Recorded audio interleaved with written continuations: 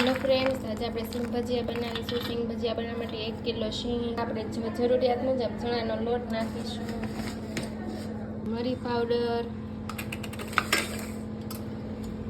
મરચાંની પેસ્ટ, લીંબુનો રસ, ચાટ મસાલો, સ્વાદ અનુસાર મીઠું, બધું મિક્સ કરીશું.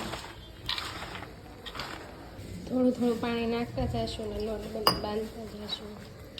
આપણે રેડી થઈ ગયું છે. હવે સિંગ ભજીયા પાડીશું.